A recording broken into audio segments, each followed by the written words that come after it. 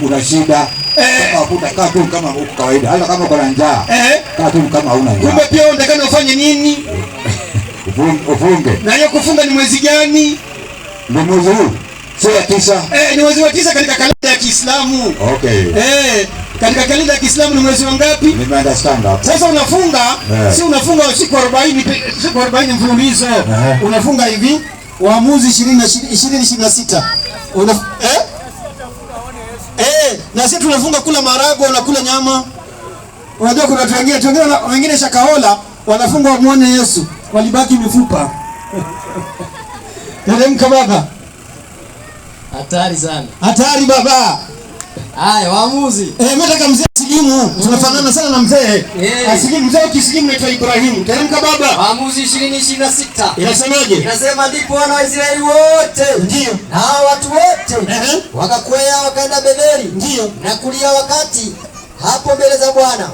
Na kulia na kutii mbele za Bwana. Wakafunga siku hiyo. Hata jioni. Ana. Wakafunga siku hiyo hata nini? Jioni. Na sisi sasa tunafunga tangu alfajiri ya Mungu mpaka saa ngapi? Mpaka jioni. Unaona Pia unataka ufunge kuanzia asubuhi mpaka jioni. Siku gani utaanza kufunga? Mpaka nijipange bwana. Ndio kufunga mpaka jioni. Wajipanga na nini? Mnakula chakula mingi ya mwezi. Jipange mzee wangu. Ndio utakula nini jioni? Wewe sijali. Kama hakuna hapa msikitini hapa tunapika futari. Au sema kuna futari msikitini jamani? Iko futari. Sasa mzee wewe usijali. Futari hapa msikitini tunapika. Unaona? Unapewa bure? Si ni bure. Sijaona bwana. Sasa si Muslimu utaona. Iko wapi? Sasa wewe ukiwa Muislamu, mimi naangalia ile daku ya leo ya usiku. Mimi nasimamia. Futari msikitini hapa unapata. Waislamu ngapi wanamkaribisha bwana? Waislamu takibiri. Wangapi wanapenda mzee Asilimu au Muislamu? Baba, hebu mpe maiki. Baba, ipo. Hebu tuulize Yesu jamani wewe Yesu, unasemaje? Japokuwa yangu sijabeba, au sio? 3:11 Luka. 3:11. Assalamu alaikum wa rahmatullahi wa barakatuh. Alhamdulillah, thumma salatu wassalamu ala rasulillah sallallahu alaihi wasallam baad. Ndugu zangu watazamaji, karibuni sana katika Abbas Online TV, channel kwamba inakupa matamu ya Uislamu tena kwa nidhamu. Ikiwa tuko sehemu ya Dandora phase 2 ya kufuatilia mama ambaye kwamba tulikutana naye Korogocho. Amefuatilia muhadhara tukiwa Korogocho, akatufuatilia katika mitandao, akatufuatilia katika WhatsApp maswali, ikawa tunakutana na mama, tunaongea, tunafundisha Uislamu. Mwisho moyo wake ukalainika na akakubali kusilimu. Alhamdulillah, akatoa shahada, na baada ya hapo akawa kidogo anafuatilia mambo ya masomo baada ya sisi kumfuatilia taratibu mambo ya Uislamu. Sasa ikawa tena kukawa kuna tatizo ambaye nilikuwa nimueleza, ni kwamba mama ni mtu mzima mnavyoona umri wake, na alikuwa pia na mambo yake ambaye baadaye alikuja kutueleza kwamba anafanya kazi ya mkono ya kufua tu, ana watoto, hana mme, na anafua pesa ambaye mara anapata kibarua mara anakosa. Kwa hiyo maisha ndani ya Nairobi inakuwa ngumu kwake. Kwa hiyo tukaongea na wale watazamaji wafuasi wa Abbas Online TV, na baada ya kuongea nao basi alhamdulillah kuna ndugu yetu ambaye alijitolelea hasa katika kuhakikisha kwamba dada yetu amefaulu katika kupata vitu hivyo. Kwa hivyo tayari tulifaulu tukapata hiyo mashini ambaye ni ya chips deep fryer. Tukafaulu tukapata hiyo display na vile vile hii chips cutter, na zote unaona ziko na stand yake. Hii iko na stand, hii iko na stand. Kwa hivyo leo tuko katika Dandora phase 2 kwa ajili ya kumkabidhi vyombo hivi. Na kabla ya kumkabidhi, nafikiri kwanza niko na wenzangu, tuko na mama hapa, nitataka wasalimie. Niko na Sheikh ambaye kwamba wa hapa Dandora phase 2 tumempatia hapa katika msikitini. na sababu ya kumpatia katika msikitini, unajua Dandora iko na iko na sifa yake. Watu wa Nairobi wanajua pale ukisimama tu ovyo katika street, dakika 2 simu imeenda, microphone, kamera, hata hizo vitu zote, hata wewe mwenyewe unaweza enda.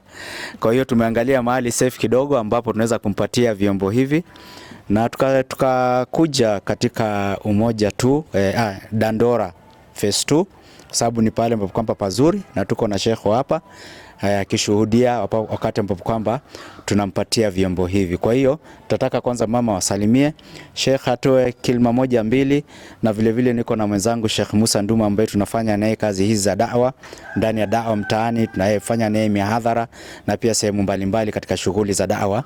Kisha tumkabidhi mama vyombo hivi, basi tumtilie dua naye vile vile azidi kukaa katika Uislamu, na vile vile Mwenyezi Mungu Subhanahu wa Ta'ala amfungulie katika, atie baraka katika kazi hii, ili kwamba leo watoto wake katika Uislamu apate wepesi, asihangaike, asione kwamba nimeingia katika Uislamu na sina watu ambao kwamba wananisaidia wakati ambapo kwamba wa shida. Kwa hiyo taomba kwanza wasalimia, ama ningeanza mkono wangu wa kulia, tuje kwa Sheikh alafu kwa mama ndio tumkabidhi. Naam, assalamu alaykum wa rahmatullahi wa barakatuh. Alhamdulillah, kwanza ni neema kubwa sana ikiwa ni siku ya Ijumaa, siku yenye kheri, siku yenye baraka, katika miongoni mwa siku ambayo masiku yenye kheri ni siku moja hapo ni siku ya Ijumaa, na Ijumaa ina historia kubwa sana, na tumebahatika katika siku ya Ijumaa hii, ikiwa Ijumaa yenyewe ina historia kubwa, tena ikawa ni Ijumaa ambayo tumebahatika kwamba kuna vitu ambayo tunataka kumkabidhi dada yetu. Kwanza mimi binafsi nashukuru na nimefurahi kiona kwamba dada yetu ameingia katika Uislamu, na Waislamu tumemkumbatia, kwa sababu tunaambia Muislamu na Muislamu ni ndugu. Kwa hakika tumeona mahaba wa Uislamu. Alhamdulillah, hapa tuko katika Dandora phase 2 msikitini. Alhamdulillah, tumekuja kumkabidhi dada yetu vyombo ambaye alikuwa anahitaji vya kuanzia kimaisha. Alhamdulillah, Waislamu walijitokeza, wamejitolea mifuko zao wakanunua, na wale waliotoa Mwenyezi Mungu awazidishie, aongezee kama nyumba zao, familia zao, biashara zao, makazini kwao. Mwenyezi Mungu Subhanahu wa Ta'ala atie nuru, awabarikie mambo yao. Kama kuna matatizo yote, sadaka aliyotoa hii Mwenyezi Mungu Subhanahu wa Ta'ala iwe sababu Allah kumfungulia mlango za kheri. Na hii sadaka aliyotoa, kama kuna mgonjwa katika familia yake ama wapi, basi iwe sababu Allah kumpa shifa inshallah. Tunaomba Allah tubarikie sote. Sasa na sisi tuko katika ground, tunawafikishia hawa ambao sio kwa Islam, tunawafikishia. Si hatuweze kujidai kusema kwamba sisi ni wajanja sana, la, ila mtu kusilimu ni taufiki kutoka kwa Allah Subhanahu wa Ta'ala. Kwa hivyo tunashukuru sana, na najaribu kuhimiza Waislamu wale ambao mko katika online TV ambao mnaona mambo haya sasa hivi, wala hizi ni changamoto huwa tunakuwa nazo katika ground. Watu wanaposlimu tunakuwa na changamoto hizi, na mkiona tumeingia katika mitandao, ule mtu anaona mambo haya aguzwe au mwepesi wa kusaidia inshallah, na sisi tunakuwa na wepesi wa kufanya kazi hii inshallah. Na nashukuru sana, mimi niko miongoni katika kufanya kazi ya dawa, na basi kwa majina naitwa Musa Duma. Wa mara nyingi wezi niona, lakini ndiye hivyo na kuanga niko chini ya maji. Alhamdulillah, niko na shekhe wangu ambaye ni mwenyeji wa Dandora phase 2 msikitini. Tampa naye ana mambo mawili matatu atakayetueleza inshallah, ili tumalize jambo hili na tutawanyike inshallah. Assalamu alaykum wa rahmatullahi wa barakatuh. Assalamu alaykum wa rahmatullahi ta'ala wa barakatuh. Alhamdulillah wassalatu wassalamu ala sayyidina Muhammad wa ala alihi wa sahbihi ajma'in wa ba'd. Kwa majina naitwa Abu Bakar Abdullah. Mimi ni mwalimu hapa madrasa ya Dandora phase 2, na nimeweza kujumuika na ndugu zangu wakiwa na jambo lao ambalo kwamba ni jambo zuri, na hata mkiangalia mnaona kwamba kuna mashine ambayo kwamba mama huyu anaweza kukabidhiwa, na hilo pia liwatoe shaka, kwa sababu siku hizi mambo yamekuwa watu hawaaminiani, lakini kitendo ambacho kwamba wanakifanya hapa ni kuwaaminisha wale ambao kwamba wametoa sadaka zao, wasiwe na wasiwasi kwamba labda walitoa lakini hawaoni kama kile kitu kilifikishwa kwa ule muhusika.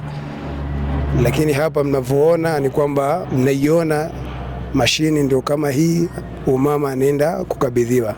Jambo ambalo kwamba ningeweza kulizungumza kwanza ni kuwaombea hawa ndugu zangu ambao kwamba wanafanya kazi hii ya dawa, Mungu aweze kuwatilia nguvu, waweze kueneza dawa si hapa Nairobi lakini mpaka nje ya Nairobi.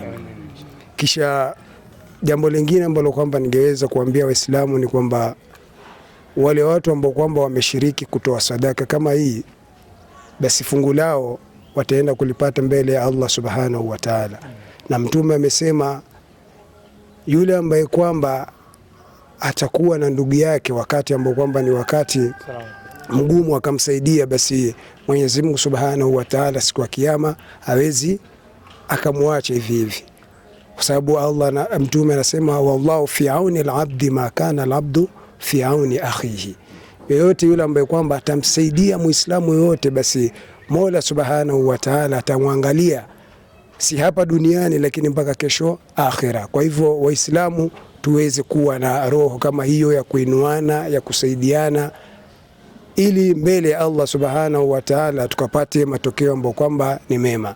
Cha mwisho ni watu ambao kwamba watashikamana na ndugu zangu kama hawa katika kila jambo ambalo kwamba watakuwa wanalifanya. Mwenyezi Mungu Subhanahu wa Ta'ala atupatie njema hapa duniani na kesho akhira. Asalamu alaykum. Nashukuru Mwenyezi Mungu aliyesimama na mimi. Ninashukuru, sijui niwaambie nini. Mimi nawaombea tu miaka yenu iwe mingi kuliko vile Mungu alikuwa amepanga.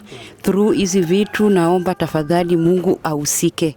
Na mimi nimeshukuru sana, sijui niseme nini, kwa sababu nilikuwa nahangaika, nilikuwa nafulia watu manguo, mzee akanitupa na watoto, akabeba kila kitu kwa nyumba. Nikaona vifaa ndio zitanifanyia ninunue vitu kidogo kidogo kwa nyumba. Nashukuru Mwenyezi Mungu sana. Mungu awabariki. Sina mengi nitasema, lakini niko na nyinyi pamoja. Mungu, mali hizi vitu zimetoka, watoto wenu wabarikiwe zaidi vile mmebarikiwa, na watoto wenu wabarikiwe kiwango ya hali ya juu. Watoto wenu wakuwe maloya, mapresident. Na nimeomba kwa hayo, na asante. Mashallah. Dada yetu nafikiri ana furaha kabisa, na naona ametoa dua yake kutoka katika moyo. Unajua, wakati tunaposema kwamba Waislamu kuna khairi, ambapo tunapokuja kwa kwamba tunataka khairi, usio unarudi nyuma, kwa sababu huwezi jua watu kama hawa, mtu atakuombea kutoka kwa moyo wa ndani, mambo yako yakafunguka. Kwa hiyo naona dada yetu amefurahi na ameombea yule aliyetoa na wale pia vile vile waliotoa kuchangia kwa njia moja ama nyingine dua. Kwa hiyo na sisi pia vile vile tunazidi kuombea dua. Wakati ambapo kwamba tuko na project, tusiwe tunarudi nyuma, tuwe mstari wa mbele katika kuhakikisha kwamba mambo yanakuwa mazuri. Kama nilivyofanya ile mwaka jana nilipoambia mambo ya yule dada, mimi si kawaida kwamba mtu akisilimu tunamfanyia mambo kama haya, lakini kwanza mimi upima mtu, nikamsikiliza mtu, nikakaa na mtu, nikajua huyu anafaa. Niliona mama anafaa. Na kweli unaona vile amefurahi namna alivyoshukuru. Kwa hiyo sisi naye tunakuombea dua kwamba kwa kazi hii na Mwenyezi Mungu Subhanahu wa Ta'ala atie baraka. Mwenyezi Mungu Subhanahu wa Ta'ala aifungue milango za khairi na riziki. Ile hasada ambayo kwamba itapakana katika kazi hii, Mwenyezi Mungu aiepushe, apeleke mbali, na ile baraka ambayo kwamba iko mbali, Mwenyezi Mungu amletee katika kazi hii. Mama ayadhibitike katika imani, adhibitike katika Uislamu, na familia yake yote na vile vile waone namna mama alivyokuwa na kujistawi na kujishikilia katika dini, pia vile vile waingie katika dini. Wewe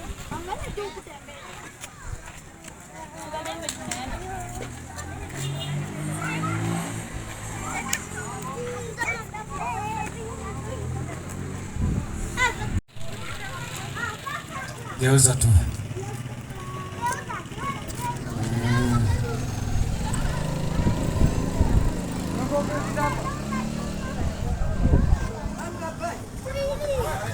Haya rafiki yangu, mimi nimejitambulisha, walioko hapa watoto, vijana, wazee washanijua.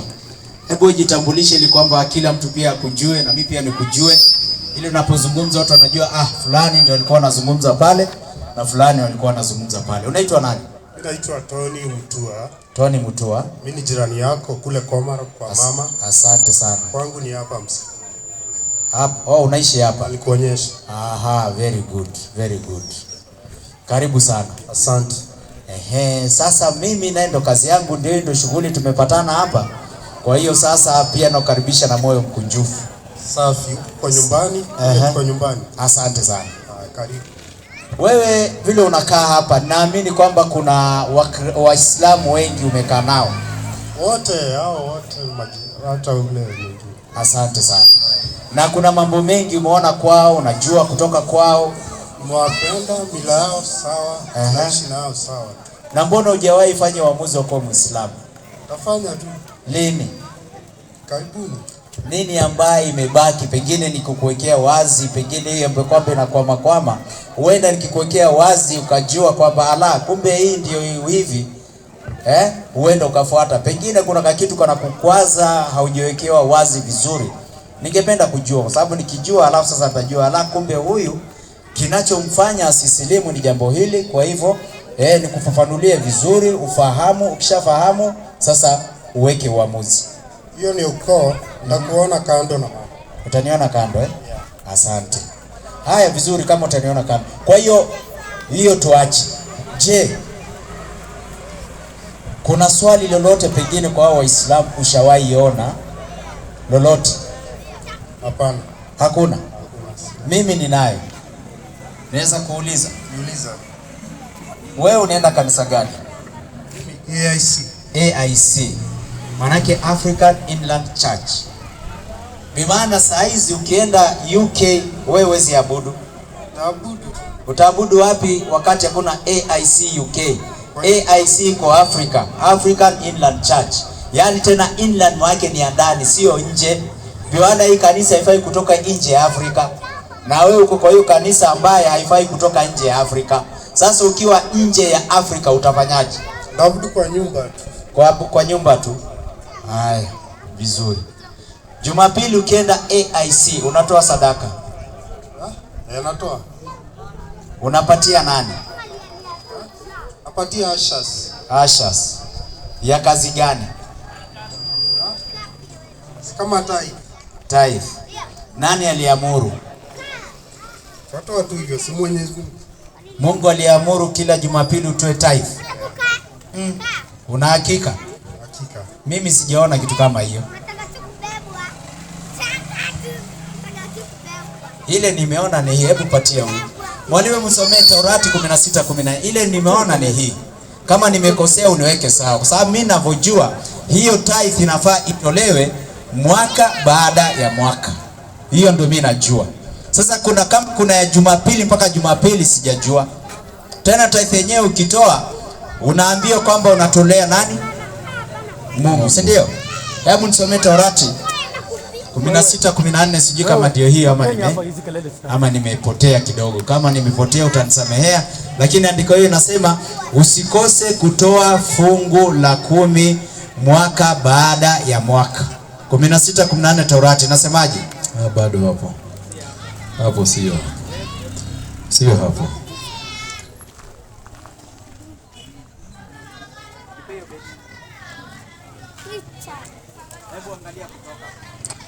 Kutoka 16:14.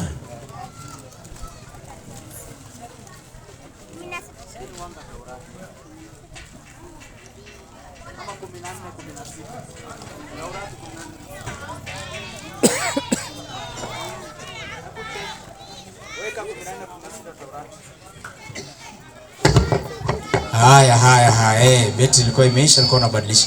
Weka 14:16 Taurati, kama sio wacha. Sio hiyo bwana. Sio Hebu mpatie. Hii unasema ni Jumapili mpaka Jumapili. Ndio. Lakini Mungu alisema mwaka baada ya Hii mnapelekanga kwa nini? Kwa sababu gani? Alafu naambiwa kwamba ni pasta, unasema kwamba inapelekewa Mungu, si ndio? Unahakika inapelekewa kwa Mungu? Hapana, sinabaki kwa kanisa. Inabaki kwa kanisa. Haibaki kwa kanisa. Unajua inaendanga wapi? Jumatatu kai nje ya kanisa, jifiche mahali. Pasta asikuone kama umetoa taifa. Sawa? Ujifiche mahali kwa kanisa yako. Bali pasta hawezi kuona.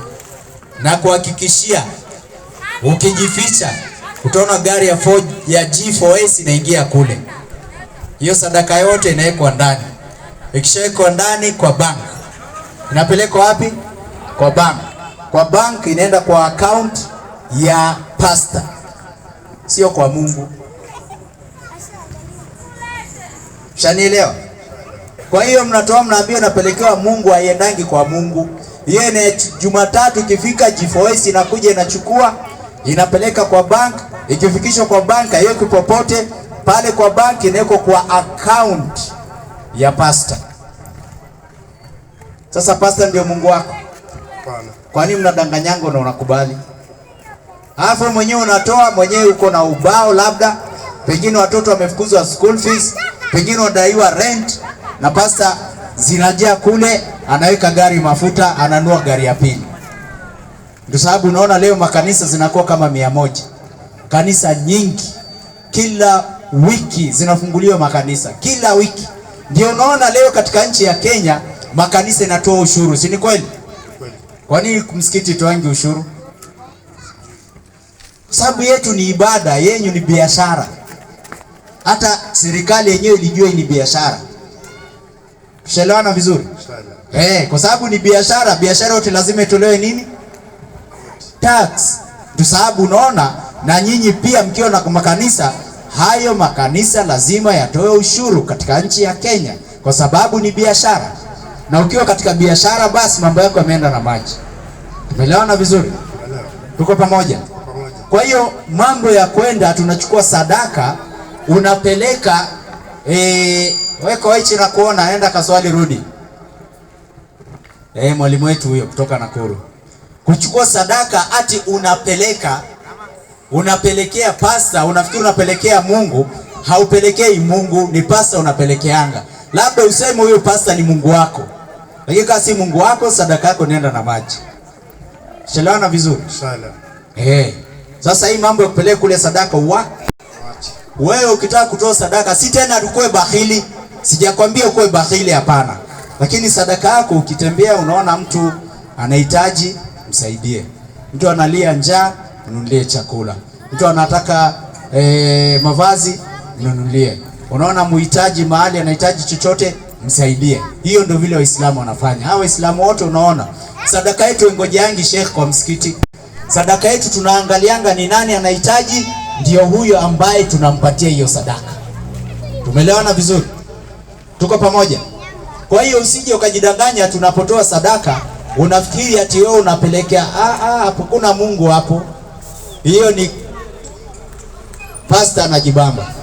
Umeelewa vizuri? Kuelewa. Swali la kwanza hilo. Swali la pili. Wewe unasema kanisa yako ni AIC. Kweli? Kweli. Huyu shehe wetu acheni aingie. Koechi. Huyu shehe wetu hapa ikae hapo tu. Leta hapo. Si afunge hapo. Hapo. Afunge hapo. Umesikia? Nasikia. Swali la pili. Unasema unaenda kanisa gani? AIC. AIC. Na Yesu alikuwa anaenda kanisa gani? Yesu alikuwa na kanisa. Hakuwa na kanisa. Kwa hiyo alikuwa haabudu Mungu. Alikuwa anamwabudu. Alikuwa anaabudu Mungu. Alikuwa anaabudia Mungu wapi? Akitembea. Kwa hiyo Yesu alikuwa anaabudu Mungu akitembea. Akifunza. Yesu alikuwa anaabudu akifunza. Aje, wewe unaweza abudu aje ukifunza? Kwa sababu ibada ni wakati mwingine, mafunzo ni wakati mwingine. Kuna time ya kufunza, kuna time ya ibada. Sio tushaelewana. Kwa hiyo Yesu kufunza nakubali. Lakini sasa ibada yake baada ya kufunza. Kwa sababu hata sisi tukienda msikiti kama ni Ijumaa, tunaenda msikiti. Tukitoka kwa msikiti, mwalimu ama imama anatufunza. Sawa? Baada ya kutufunza, tunaingia katika ibada. Kwa hiyo mafunzo yanatangulia, ibada inafuata. Tushaelewana? Sasa Yesu alikuwa anafunza kweli? Na Yesu alikuwa anaabudu kweli? Yesu alikuwa anafunza kwa milima, anafunza kwa mahekalu, anafunza katika mikusanyiko, katika mikutano. Yesu alikuwa anafunza. Very good. Huyu Yesu baada ya kufunza, ikifika time ya ibada ama siku ya ibada, Yesu alikuwa anaabudia wapi? Weka tu hapo. Ikifika time ya ibada ama saa ya ibada, Yesu alikuwa anaabudia wapi? Synagogues. Kwa synagogues. Hiyo ni kizungu. Kiswahili ni nini? Mwalimu msaidie 4:14 Luka. Acha 4:14 Luka, acha tumsaidie na maandiko. Alafu namuona ni Brian. Huyu anaitwa Bwire Franklin Bwire amekuja. Good. Inasema mwalimu wangu 4:14 Luka. Twende 4:14 kitabu ni cha Luka. Twende. Kama isemavyo maandiko. Twende. Inasema. Ndio. Akaenda Nazareti. Yesu akaenda Nazareti. Hapo alipolelewa. Na siku ya Sabato. Akaingia katika sinagogi. Kama ilivyokuwa desturi yake. Mpe. Anayo. Yesu akaingia katika nini? Sinagogi. Kama ilivyokuwa nini yake? Kama ilivyokuwa ni desturi. Kwa hiyo kumbe Yesu alikuwa anaabudia wapi? Na wewe unaabudia wapi? Umeona Sasa wewe na Yesu mnaenda pali sawa? Hiyo sinagogi ni nini? Sinagogi ni milimani. Ni milimani. Kwa hiyo Yesu alikuwa anaabudia sinagogi ambayo ni milimani, si ni kweli? Wewe hiyo tafsiri yako iko sahihi? Ama umefikiria tu? Hapana. Biblia inadanganya? Yes. Walioandika Biblia waliongozwa na roho wa nani? Wanaweza danganya? Kwa hiyo maneno ambayo kwamba watasema ni ya kweli. Si ndio? Hebu muoneshe maana ya sinagogi. Alafu Waislamu tuone kwa ishara mkono. Waislamu. Mashaallah, Waislamu waliohudhuria. Mashaallah, barakallahu fikum. Wakristo waliohudhuria hapa. If you are a Christian, leo wako wapi? Kwanza kwa wapi ule pastor wetu?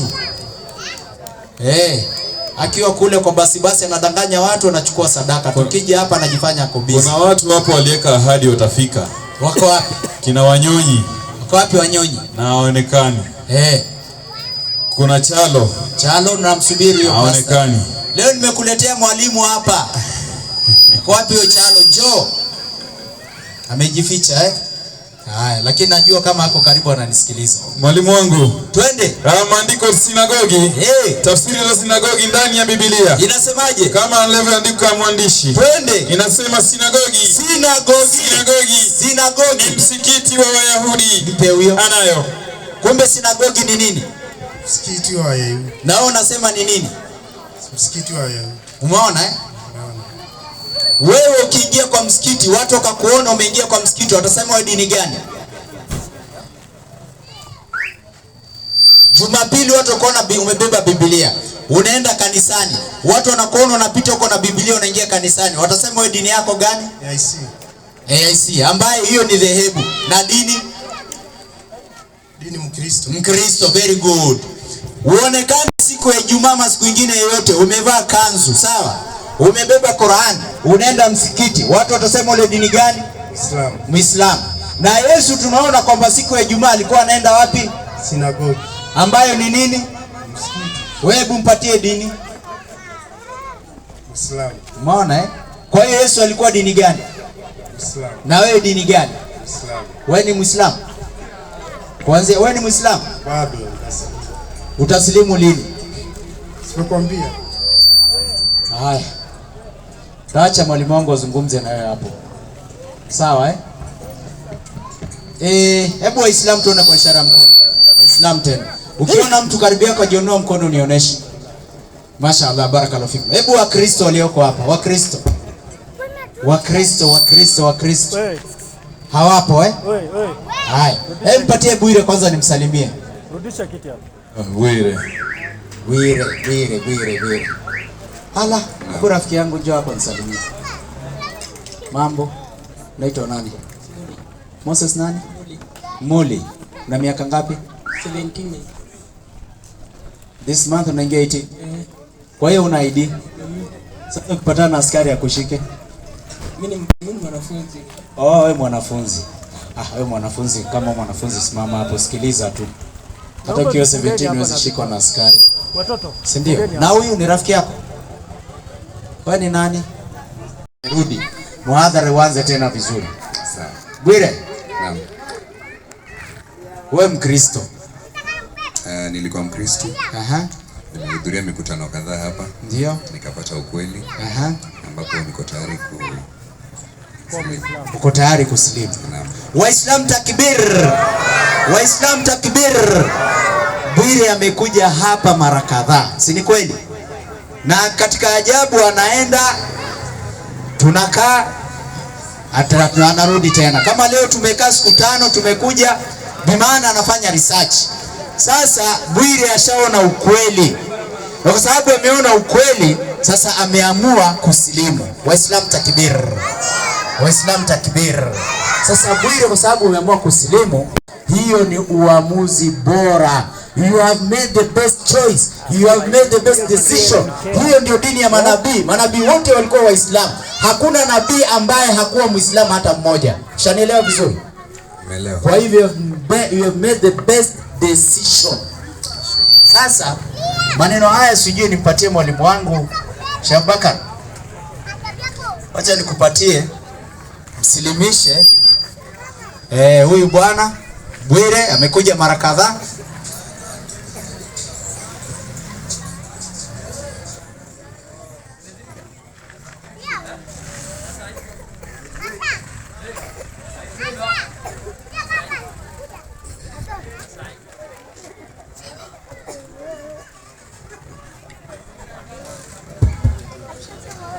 Alhamdulillahi rabbil alamin, wassalatu wassalamu ala sayyidina Muhammad wa ala alihi wa ashabihi wa sallam, amma ba'd. Assalamu alaykum wa rahmatullahi wa barakatuh. Waislamu saumu kwa kali, tufungue au vipi? Sielewi. Assalamu alaykum wa rahmatullahi wa barakatuh. Na kwa wale ndugu zetu ambao kama bado hujabahatika kuwa Waislamu kama ndugu yetu, amani ya Mwenyezi Mungu ipate kuwa nao, au amani ya Mwenyezi Mungu iwe pamoja nanyi. Mashaallah, Waislamu takbir. Neema moja wapo katika neema, tena katika mwezi wa Ramadhani ndugu yetu amekubali kusilimu, amekubali kuingia katika imani ya la ilaha Muhammad Rasulullah. Ndugu yangu ulisema unaitwa nani?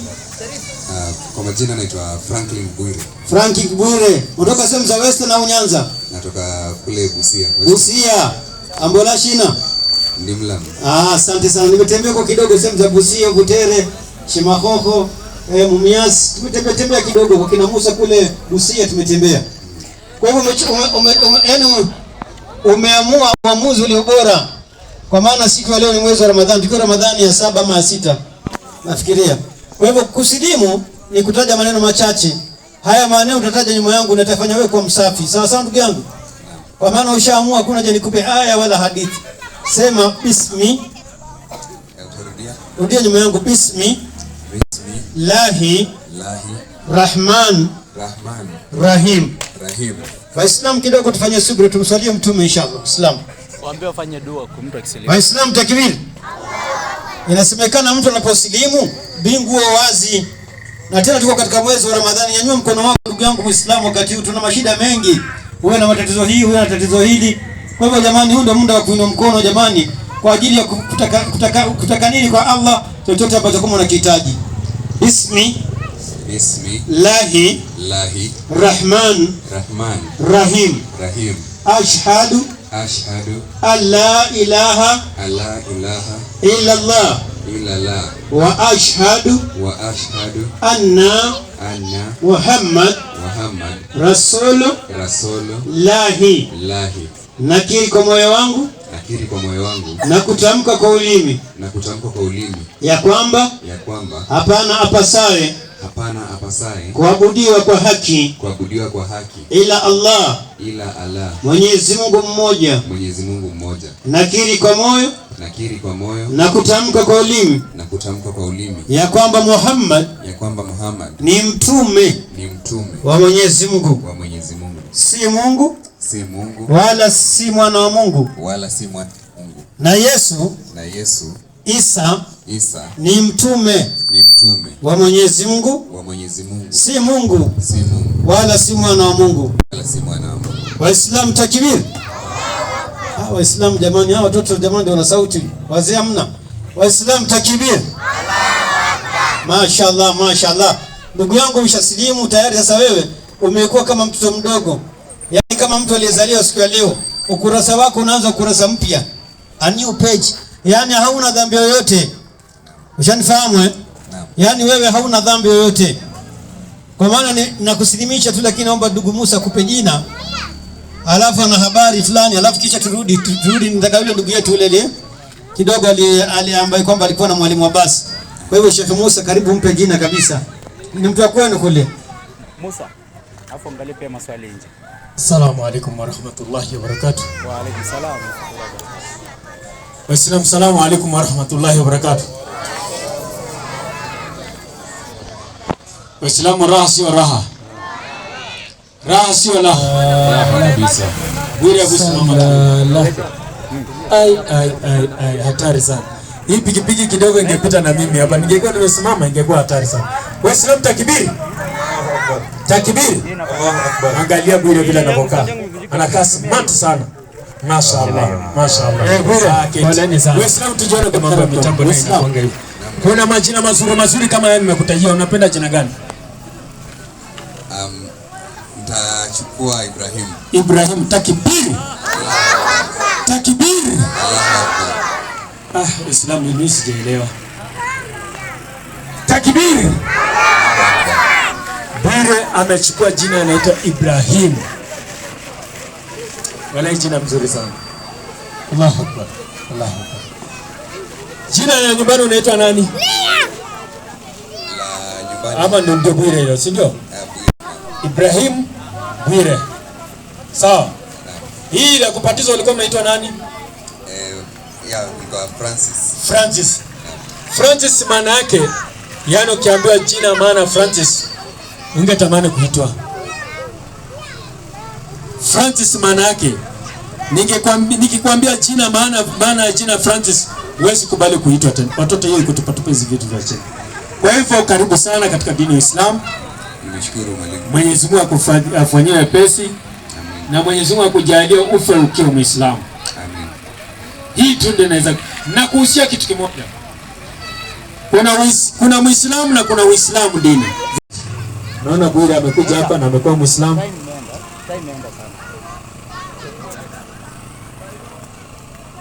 Mimi nitamkaribisha mwalimu wangu. Mwalimu wetu kutoka Nakuru. Sheikh Abubakar Arabkoech.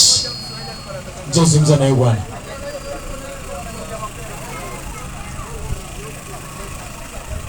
Assalamu alaykum wa rahmatullahi wa barakatuh.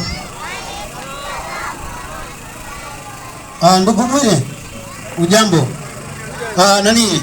Unasema unaitwa nani? Tony. Bwana Tony, ujambo? Salama. Tony, mimi ni Muislamu kama Yesu. Wewe ni Mkristo kama nani? Kama Yesu. Kweli? Kweli. Asante. Kwa hivyo wewe unataka kuniambia kwamba Yesu alikuwa Mkristo? Nikisema Tony, inaweza kuwa dini? Hapana. Haiwezi kuwa dini. Hebu patie mwalimu wangu hapo. Mathayo 1:16. 1:16 kitabu ni cha Mathayo mwalimu wangu. Inasemaje mwalimu? 1:16 Mathayo. Maandiko yanasema kama ifuatavyo. Ndio. Katika 1:16 kitabu ni cha Mathayo kinasema hivi mwalimu. Kinasema? Ndio, inasemaje? Yakobo akamzaa Yusufu mume Mariamu aliyemzaa Yesu aitwaye Kristo. Anayo. Ndugu yangu, Mariamu alizaa mtoto, yule mtoto ana jina mbili. Ana jina ngapi? Toa sauti kwa uliyekula bwana. Mbili. Jina la kwanza Yesu. La pili Kristo. Asante. Kwa hivyo ukisikia Kristo ni nani? Yesu. Very good. Kwa hivyo Kristo sio nini?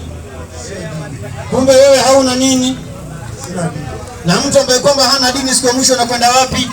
Jahanamu. Uko tayari kwenda jahanamu? Hapana. Kama huko tayari kwenda jahanamu, mpe huyo. 3:19 Qur'ani. 3:19 Qur'ani inasema baada a'udhu billahi minash shaitani rajim. Ndio. Kitabu ni Al-Karim. Inasema mwalimu. Bila shaka. Ndio. Bila shaka. Dini ya haki mbele ya Mwenyezi Mungu ni Uislamu. Bila shaka dini ya haki mbele ya Mwenyezi Mungu dini gani? Ni Uislamu. Mungu anasema hivi. Ukitaka dini ambayo kwamba itakupeleka wewe kwa Mungu, mpatie maiki. Ndugu yangu, ukitaka dini itakupeleka kwa Mungu, itabidi uwe nani? Muislamu. Wewe Muislamu, mpatie huyo. Unaenda kanisani au msikitini? Kanisani. Kanisani 11:17 Korintho ya kwanza. Alafu usomea andiko, alafu na mwalimu wangu pia hapa nataka kusaidia kidogo upande wa pili huko. Haya. Inasemaje? Katika 11:17 kitabu ni cha Korintho wa kwanza. Inasema lakini katika kuagiza haya. Ndio. Siwasifu ya kwamba mnakusanyika si kwa faida bali kwa hasara. Ndio. Kwa maana kwanza mkutanikapo kanisani. Ndio kipaza sauti. Anayo. Ndugu yangu, kuna sehemu watu wanakusanyika kama tulivyokusanyika sehemu hii. Lakini sehemu hiyo wanaokusanyika wapati faida, wanapata nini? Hasara. Wewe unaweza kwenda pale kuna hasara? Jamani, mpatie maiki. Hapo sehemu ni sehemu gani? Inasema kwa maana kwanza mkusanyikapo kanisani. Anayo. Kwa maana mnapokusanyika wapi? Kanisani. Kumbe hapo kanisani kuna nini? Wewe utakwenda kupata hasara ama faida? Kumbe faida. Misikiti yote mpe 72:18 Qur'ani. 72:18 kitabu ni cha Qur'ani. Bila shaka kanisani kuna hasara. Unasikia ingia nyenyote ni makondo kumbe wanakuwa nini? Hasara hiyo. Teremka mwalimu. Mwalimu 72 19 72 18 inasemaje? Inasema ndio. Inasema misikiti yote. Na kwa hakika misikiti yote. Hakika. Ndio. Misikiti yote. Ndio. Yote mwalimu. Ndio. Inasema kwa hakika misikiti yote. Teremka. Ni ya Mwenyezi Mungu. Mpe kijana. Anayo. Na kwa hakika misikiti yote ni ya nani? Mwenyezi Mungu. Kwa hivyo kutaka pale watu wanakusanyika wanapata faida ni katika nyumba ya nani? Na hiyo nyumba ya Mwenyezi Mungu tumepata ni nyumba gani? Lakini wewe kwa maana umpendi Mungu, hutaki kuingia wapi? Kwa maana unapenda hasara, unakwenda wapi? Uko tayari kupata hasara faida? Faida. Wangapi wanamkaribisha apate faida? Waislamu takbir. Angalia watu wanakupenda hawa. Wewe unataka upate nini? Faida. Na wewe unataka upate nini? Faida. Na faida inapatikana wapi? Msikitini. Ndio kwa maana Yesu akaingia wapi? Msikitini. Yesu alisali namna gani? Mpe huyo.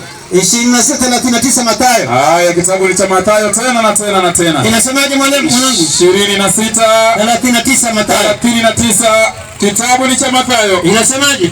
Kinasema mwalimu tena nzuri sana. Ndio. Maandiko kama alivyo andiko la mwanzilishi yanasema. Inasemaje baba? Akaendelea mbele kidogo.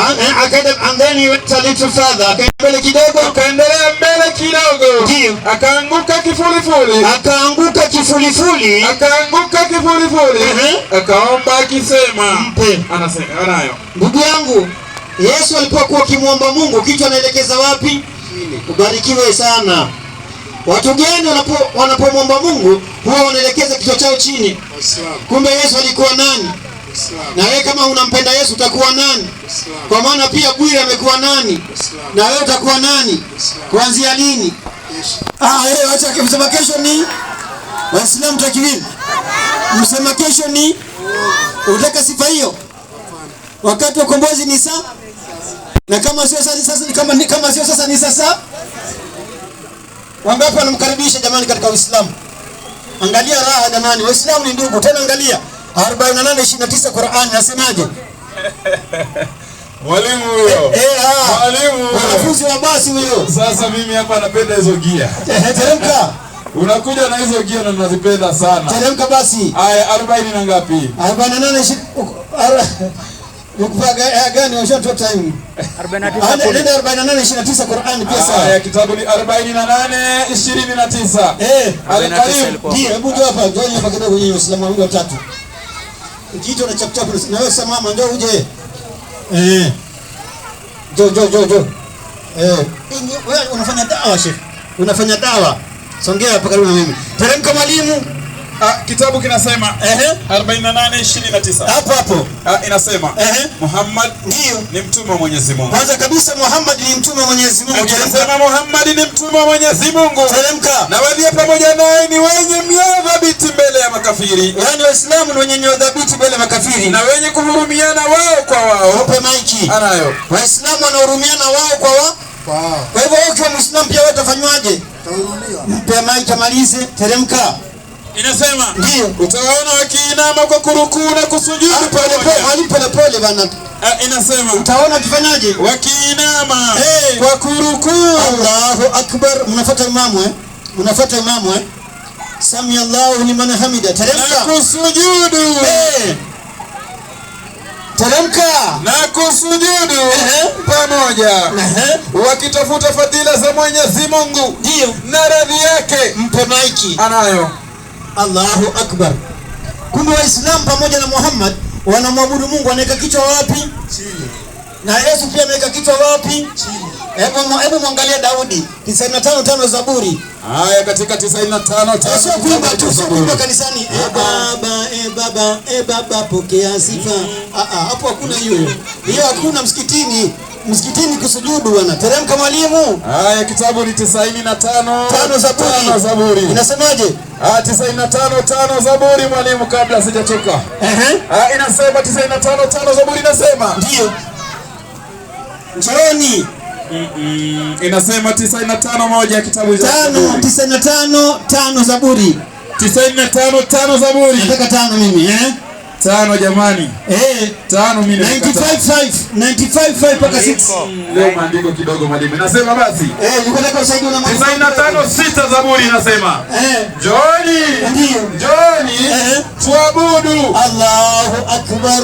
Njooni. Tuabudu. Sami Allahu liman hamida. Teremka. Tusujudu. Ndio. Allahu akbar. Inasema mwalimu. Tusujudu. Kufanya nini? Tusujudu. Tufanye, endelea. Inasema tupige magoti mbele za Bwana. Allahu akbar. Magoti manake atahiyatu. Kukaa katika atahiyatu. Mpe maiki, anataka maiki. Anayo. Ndugu yangu, unaona mambo mazuri hayo? Yaani ndugu yangu, ukisilimu utakuwa umepata faida mbili. Unaona? Sisi wenyewe tulikuwa Wakristo kanisani. Tulikuwa tunaimba sana kanisani, lakini katika msikiti ni kusoma Qur'ani. Kwa hivyo pia unataka msilimu ndugu yangu, usifanye moyo wako kuwa mgumu. Uende pengine usiku wa leo Mungu ataka roho yako, ukienda ukiwa kafiri. Sasa ndekana msilimu. Kusilimu ni mambo mangapi? Mambo mawili. Kitabu cha Rumi 10:10. Kaeni chini. Haya, kitabu ni cha Warumi. 10:10 inasemaje? Haya, 10:10 Warumi. Haya, 10:10 Warumi mwalimu wangu. Inasemaje? Maandiko yanaenda kama ifuatavyo. Inasema kwa maana Ndio teremka pamoja. Kwa maana ndio kwa moyo mtu huamini hata kupata haki. Mpe. Anayo. Kwa moyo mtu huamini akapata nini? Haki. Asante sana, mpatie malizi. Teremka. Inasema na kwa kinywa hukiri hata kupata wokovu. Mpe. Na kwa kinywa mtu hukiri akapata nini? Sasa wokovu unapatikana wapi? Qur'ani 2:21. Qur'ani 2:21. Sura al-Baqara al-Karim. Maandiko inasema kama ifuatavyo. Inasemaje? Al-Karim inasema Qur'ani 2:21. Hebu Waislamu tunyoshe mkono juu. Hebu sijaona Waislamu. Mbona jamani wote tunaona kama Waislamu hapo. Waislamu takbir. Haijafika kanisani kule jamani. Waislamu takbir. Mashaallah. Teremka mwanangu. Inasema baada ya a'udhu billahi minash shaitani rajim. Bismillahir rahmanir rahim. Ndio. Inasema enyi watu, mwabuduni Mola wenu ambaye amekuumbeni nyinyi na wale wa kabla yenu ili mpate kuokoka. Mpe. Anayo. Kumbe Waislamu hapa duniani wanamwabudu Mungu mpaka pumzi yao ya mwisho, ili siku ya mwisho wapate kufanyaje? Kuokoka. Na wewe pia unataka umwabudu Mungu ili siku ya mwisho ufanyaje? Kuokoka. Na tumepata ibada hiyo ambayo kwamba itakupeleka wewe katika wokovu, iko katika nyumba inaitwaje? Msikiti. Sio wapi? Sio sinagogi. Sio wapi kule? Kanisani. Sio kanisani, kwa maana kanisani kuna nini? Hasara. Na wewe unataka nini? Faida. Na kwanza leo utapata nini? Faida. Ndio kwa maana Waislamu wanakupenda, wanasema wewe ingia sehemu kuna faida. Au unaogopa bibi nyumbani? Siogopi. Basi sema Bismillahi Rahman Rahim. Ashhadu an la ilaha illa Allah wa ashhadu anna Muhammad Rasulullah. Waislamu takbir. Jamani Waislamu, hebu kunja ngumi kidogo. Kohoa kidogo. Kohoa tena. Waislamu takbir. Jamani hii sauti inanifurahisha. Waislamu takbir. Wangapi wamefurahia ndugu yetu kama Muislamu jamani? Jamani mimi sioni bana, sioni. Mashaallah, mashaallah. Ndugu yangu, tayari ushakuwa Muislamu. Hayo maneno isije ukatoka pale nje ukavutwa na mwenzako kukwambia ulikuwa ukitukana na wewe hujui. Sasa wewe maneno utaambia katika lugha ya Kiswahili. Sema nakiri kwa moyo, nakiri kwa moyo, na kutamka kwa ulimi, na kutamka kwa ulimi, ya kwamba hapana apasaye kuabudiwa kwa haki isipokuwa Allah. Nakiri kwa moyo, na kutamka kwa ulimi, ya kwamba Muhammad ni mtume wa Mwenyezi Mungu, na Yesu ni mtume wa Mwenyezi Mungu, si Mungu wala si mwana wa Mungu. Waislamu takbir. Katika Uislamu kuna majina yenye maana mazuri, kama mwezi huu tupo unaitwa mwezi wa Ramadhan, na pia tunapatia watu majina kama hayo. Ramadhan, Idi ni sikukuu ambayo kwamba itakuja baada ya Ramadhan. Kuna Hussein, kuna Abubakar, kuna Yusuf, kuna Muhammad, kuna Isa. Majina mengine gani tena? Unapenda gani? Ramadhan. Waislamu takbir. Waislamu raha sio raha, haparibiki jambo, au sio? Kweli. Asante sana. Sasa mzee, mimi ni Muislamu kama Yesu, Muislamu kama Muhammad, Muislamu kama Ibrahimu. Je, wewe naye? Mimi ni Mkristo wa Yesu. Mkristo wa Yesu? Yeah. Unaenda kanisa gani? Naenda ile ya mashahidi. Jehovah Witness? Yes. Shahidi wa Yehova? Yeah. Asante sana. Ubarikiwe. Kumbe umeokoka? Natoa Mungu. Umeokoka mwaka gani? Kitambo. Hebu nimuulize Yesu 19:23 Mathayo. Alafu mwalimu wangu kidogo nataka kusegusia, sitoke je kusegusa maiki. Fika. Anayo. Haya. Asante. Alafu acha inamwachia kabisa. Alafu uje pande hii kidogo usaidia. Haya, kitabu ni cha Mathayo 19:23 hadi 25. Haya 19. Sijakusalimia msomaji wangu, mimi nikusalimia. Salamu. Teremka. 19:25. 23 inasema, Yesu akamwambia, ndio. Yesu akamwambia wanafunzi wake, amini nawaambieni, ndio, ya kwamba itakuwa shida tajiri kuingia katika ufalme wa mbinguni. Nawaambieni tena, ndio, ni rahisi zaidi ngamia kupenya tundu la sindano kuliko tajiri kuingia katika ufalme wa Mungu. Ndio. Wanafunzi waliposikia walishangaa mno, wakisema, ni nani basi awezaye kuokoka? Mzee wangu, siku moja Yesu ameketi na wanafunzi wake kama hivi tulivyoketi. Kisha walipoketi wanafunzi wakawa na maswali ya kumuuliza Yesu, ni nani atakayeingia katika ufalme wa Mungu? Yesu akasema, tajiri itakuwa ni vigumu kuingia katika ufalme wa Mungu, afadhali ngamia kuingia katika tundu la shindano. Katika maisha yangu nilikuwa sijawahi kuwa na ngamia. Ngamia mara ya kwanza nimemuona Isiolo. Unaona? Nundu yake ile haitoshii kwenye shindano. Lakini Yesu anasema itakuwa rahisi ngamia kupenya katika tundu la nini? La shindano. Kuliko tajiri kuingia katika ufalme wa nini? Wanafunzi waliposikia sana wakashangaa, wakasema, ni nani awezaye kufanya nini? Kuokoka. Asante. Hebu Yesu alisemaje? Mwanangu, teremka. Yesu ndio akawakazia macho, akawaambia, ndio, kwa wanadamu ndio hilo haliwezekani. Mpe mzee wangu. Kwa wanadamu kuokoka ifanye nini? Sio rahisi. Na wewe ni nini? Mimi ni binadamu au malaika? Mimi binadamu. Hawezi kufanya nini? Kuokoka. Kumbe hujafanya nini? Unajua? Sisi tuseme tumeokoka. Tunasema tumetambua Mungu. Na wale wanasema wao ni wokovu, wameokoka. Wameokoka nini na bado kitu baada ya kufika mwisho wa dunia. Kumbe wao wanatudanga.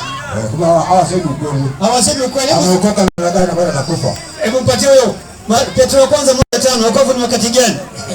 Petro wa kwanza 1:5. 1:5. Mzee sikia, alafu nimpe zawadi mzee ende nayo. Aende na zawadi. Ndio. 1:5 inasema hivi. Nanyi mnalindwa na nguvu za Mungu. Ndio. Kwa njia ya imani. Hata mpate wokovu. Ndio. Ulio tayari kufunuliwa wakati wa mwisho. Mpe. Mzee, kumbe wokovu ni wakati gani? Siku ile. Ndio watu watafanyaje? Ndio tutaokoka. Na unaona sasa mzee. Wewe ufunga Ramadhani? Kufunga Ramadhani? Bado sijafunga. Kwa nini? Wewe sijakuwa Muislamu nikajua hata maana ya Ramadhani. Hujajua inafungwa kwa nini sijajua. Hebu mpatie wewe nisikie nimuulize. Unaamini Biblia mzee wangu? Sana ndio tunafuata hivi. Yeremia 31:9 inasemaje? Waislamu wamefunga sasa hivi, teremka. Yeremia. 31:9. 31:9. Haya sadaka, acha nifike hizo nyanja. Inasemaje? Kitabu ni cha Yeremia. Ndio. 31. Musa ameniambia imepatikana ngapi? Waislamu imepatikana shilingi mwezi wa 9. Watu wote ndio walikuwa wakienda katika Yerusalemu. Na watu wote walikuja Yerusalemu kutoka mji yote ya Yuda. Wakapiga mbiu ya kufunga mbele za Bwana. Tulia, mpe maiki. Mzee wangu, kufunga mbele za Bwana ni kujinyenyekeza kwa Mungu, kweli si kweli? Ni kweli. Unaona Waislamu wengi wamekuwa wapole sasa hivi, wanajinyenyekeza mbele za nani? Za Mungu. Za Mungu. Na maandiko yamesema kwamba huo mwezi ambao kwamba Waislamu wanafunga ni mwezi wa 9 katika kalenda ya Kirumi, katika Biblia, kweli si kweli? Kweli kabisa. Sasa hiyo ni mwezi wa 9 inaitwa Ramadhani katika kalenda ya Hijiria. Inaitwa Ramadhani. Unaona? Sawa. 2 Qur'ani 2:185. 2:185 kwa jina la Mwenyezi Mungu mwingi wa rehema mwenye kurehemu. Teremka. Inasema mwezi huo mlioambiwa mfunge ni mwezi wa Ramadhani. Mpe. Mzee wangu, mwezi huo ambao kwamba mliambiwa mfunge ni mwezi wa nini? Mwezi wa Ramadhani. Mwezi wa Ramadhani. Sasa Yesu anakuambia wewe ufunge. 6:16 Mathayo kama sijakosea. Yesu anataka nao ufunge.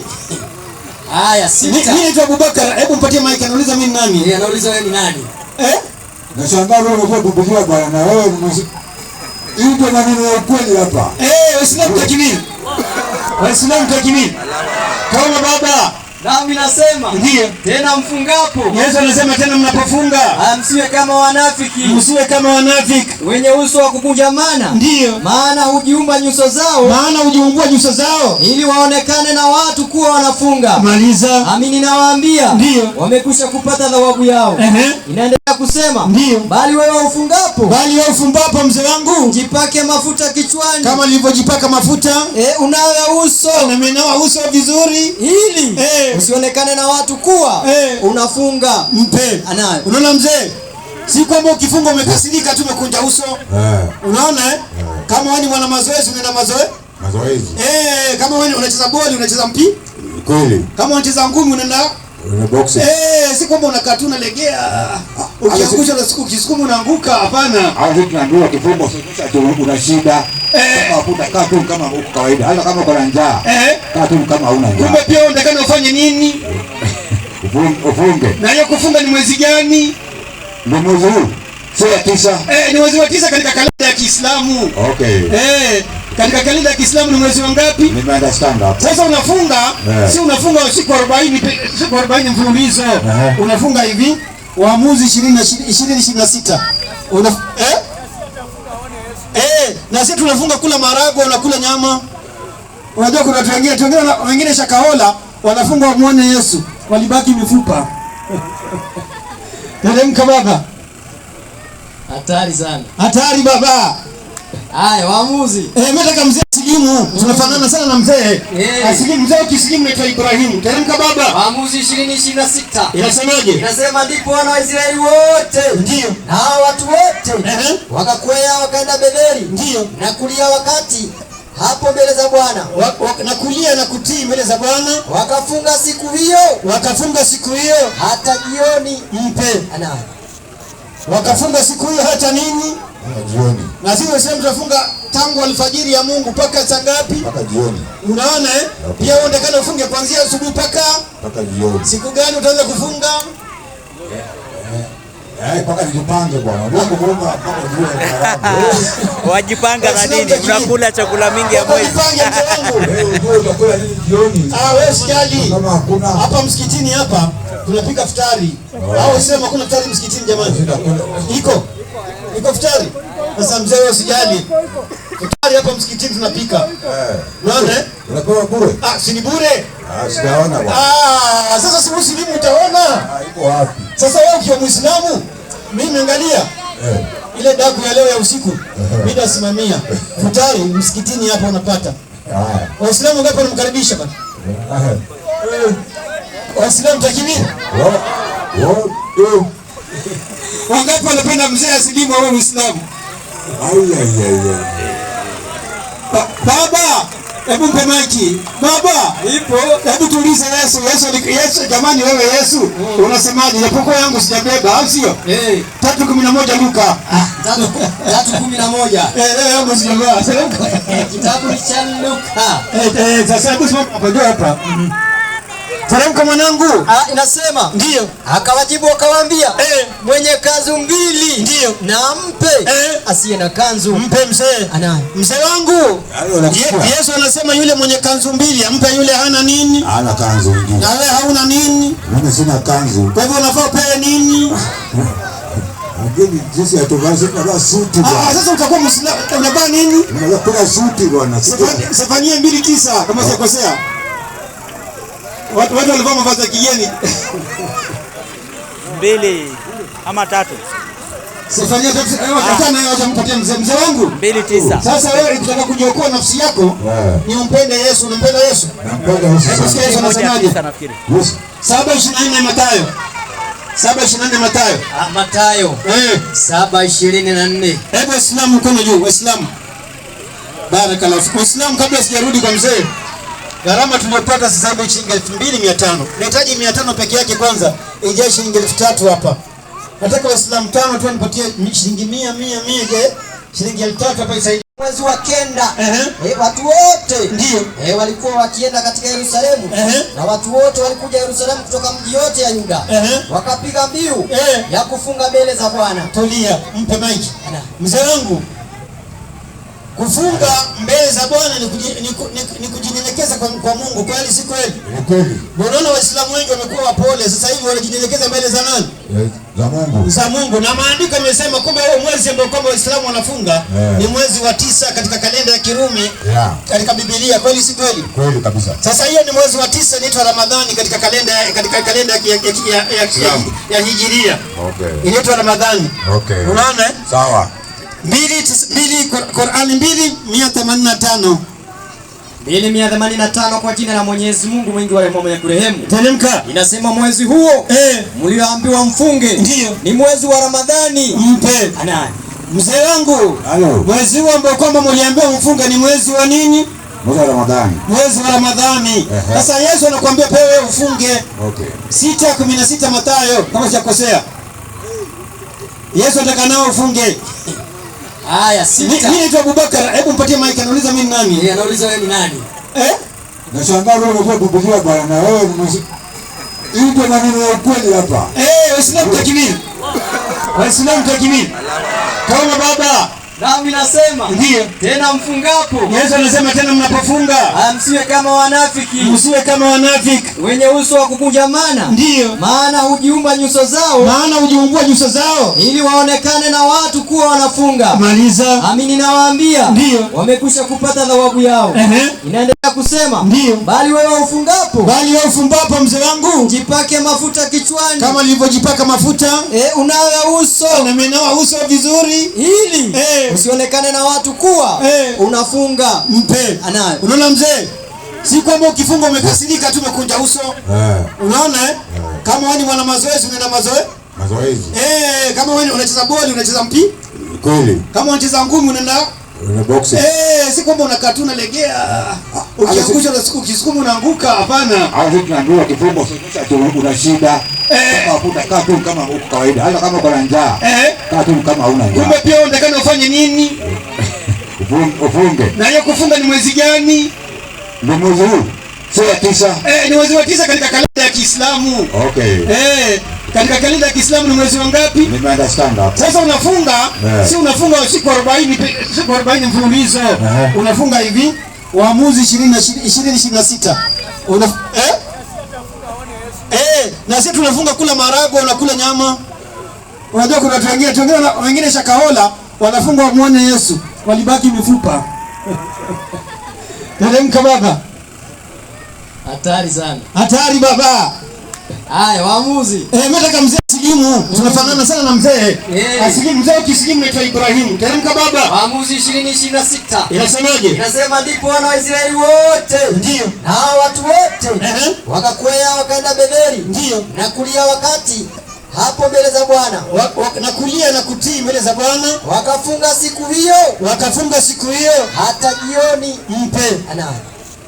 Wakafunga siku hiyo hata nini? Jioni. Na sisi wasema tunafunga tangu alfajiri ya Mungu mpaka saa ngapi? Mpaka jioni. Unaona Pia unaonekana ufunge kuanzia asubuhi mpaka jioni. Siku gani utaanza kufunga? Mpaka nijipange bwana. Ndio kuomba mpaka jioni. Wajipanga na nini? Unakula chakula mingi ya mwezi. Jipange mzee wangu. Wewe unakula nini jioni? Wewe sijali. Kama hakuna. Hapa msikitini hapa tunapika futari. Au sema kuna futari msikitini jamani? Iko futari. Sasa mzee wewe usijali. Futari hapa msikitini tunapika. Unaona? Unakuwa bure? Si ni bure. Sijaona bwana. Sasa si Muslimu utaona. Iko wapi? Sasa wewe ukiwa Muislamu, mimi angalia. Ile daku ya leo ya usiku, mimi nasimamia. Futari msikitini hapa unapata. Waislamu ngapi wanamkaribisha bwana? Waislamu takibiri. Wangapi wanapenda mzee asilimu au Muislamu? Baba, hebu mpe maiki. Baba, hebu tuulize Yesu jamani wewe Yesu, unasemaje? Japokuwa yangu sijabeba, au sio? 3:11 Luka. 3:11. Leo yangu sijabeba. Kitabu cha Luka. Sasa hebu simama hapa. Teremka mwanangu. Inasema ndio. Akawajibu akawaambia, mwenye kanzu mbili ndio na mpe asiye na kanzu. Mpe mzee. Mzee wangu. Yesu anasema yule mwenye kanzu mbili ampe yule hana nini? Hana kanzu nyingine. Na wewe hauna nini? Mimi sina kanzu. Kwa hivyo unafaa upewe nini? Lakini jinsi ya tovaa sina suti bwana. Sasa utakuwa Muislamu unavaa nini? Unavaa suti bwana. Sifanyie 2:9 kama sikosea. Watu walivaa mavazi ya kigeni. 2 ama 3. Sifanyia hata na yote mpatie mzee wangu. 2:9. Sasa wewe ukitaka kujiokoa nafsi yako, ni umpende Yesu, unampenda Yesu? Nampenda Yesu. Yesu anasemaje? 7:24 Mathayo. 7:24 Mathayo. Mathayo. 7:24. Hebu Waislamu mkono juu, Waislamu. 7:24 Mathayo. 7:24 soma. Inasema, ndio. Basi kila asikie maneno yangu na kuyafanya, ndio atafananishwa na mtu mwenye akili. Mpatie. Kila mzee wangu, kila mtu anasikia maneno ya Yesu na kisha akafanya maneno ya Yesu, anafananishwa na mtu mwenye nini? Mwenye akili. Mwenye akili. Ndio. Na wewe unayo nini? Akili iko ndani. Akili iko Haya. 26 hapo.